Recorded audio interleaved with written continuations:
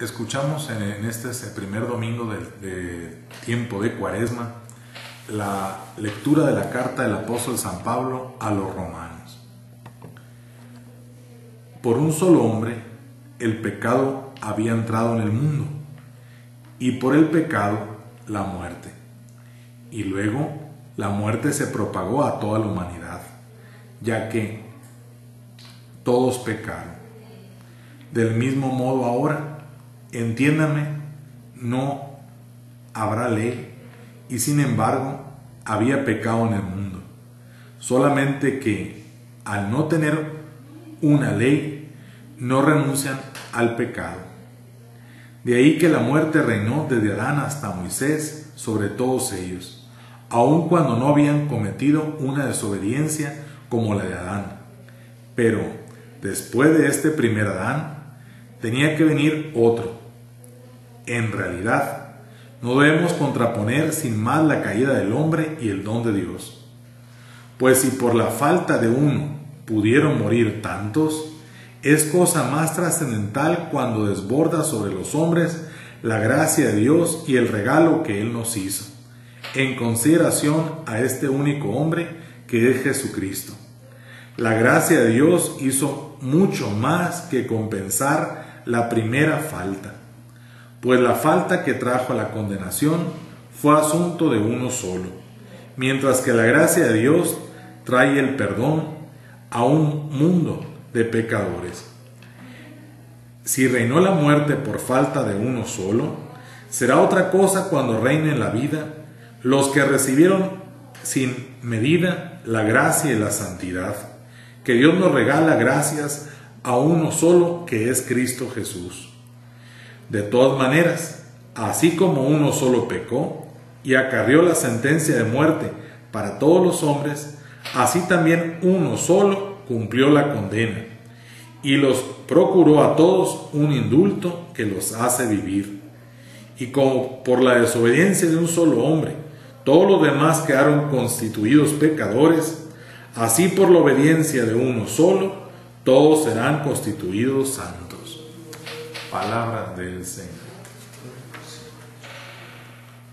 Muy bien, en esta segunda lectura con un trasfondo jurídico, San Pablo invita a la comunidad de los romanos a descubrir que si por el pecado de Adán vino por pecado de Adán vino la ruina del hombre, por Cristo viene la salvación.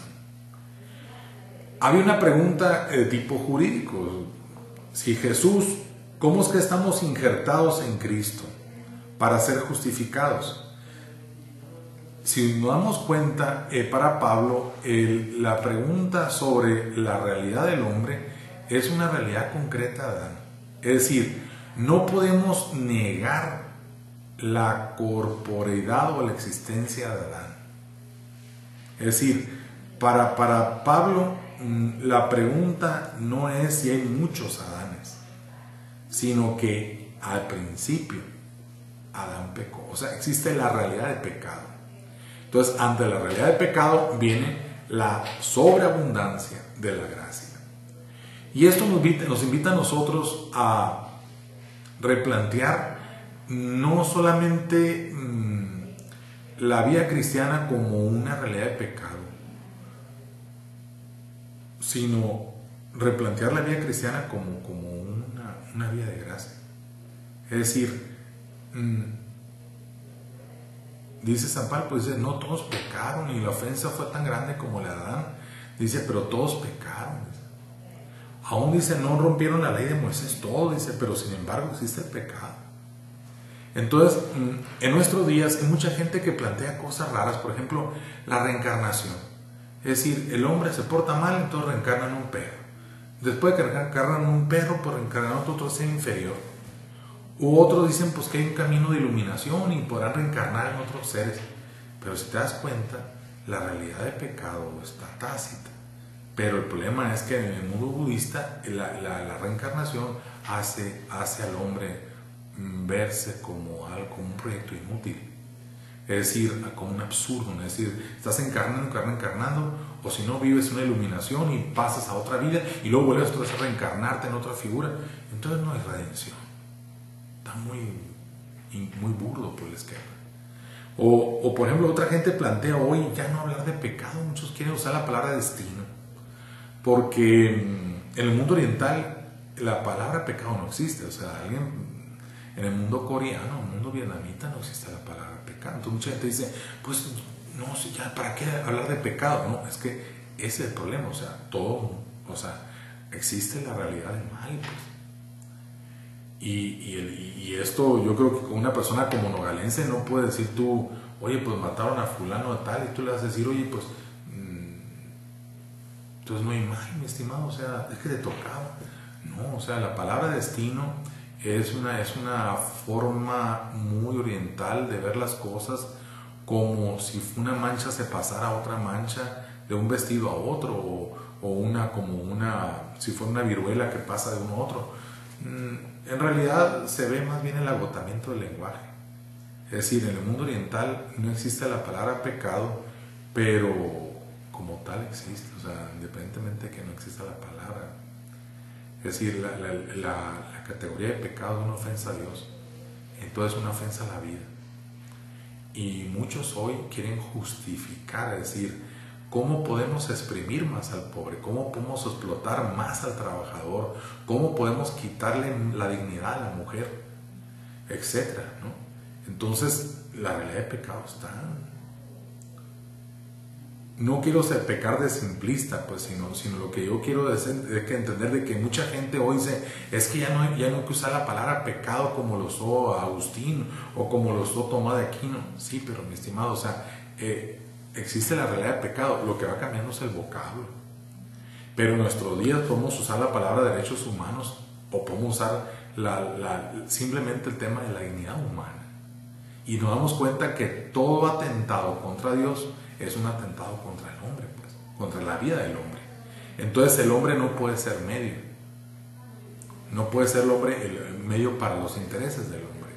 Entonces en el mundo de hoy se quiere menoscabar la dignidad del hombre, se quiere reducir la dignidad de los niños, de la viuda, del huérfano. O sea, la sociedad que no quiere ser responsable de los más pequeños quiere quitar la categoría de pecado para poder dar permiso, para buscar una sociedad más bien justificable a la injusticia. Y eso no hay camino por ahí. Ese es el problema del tema de pecado.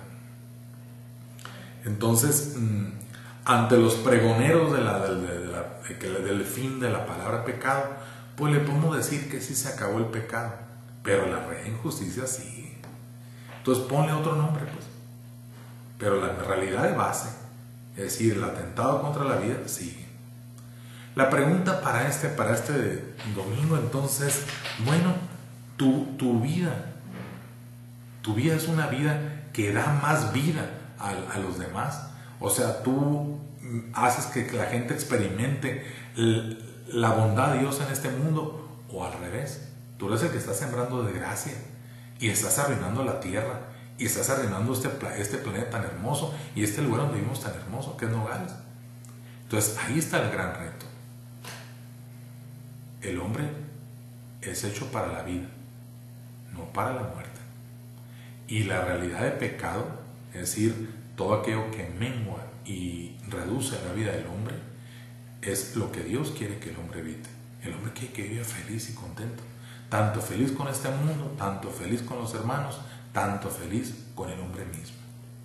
Ánimo, estimados, en este domingo en que la iglesia nos invita a vivir profundamente la esperanza.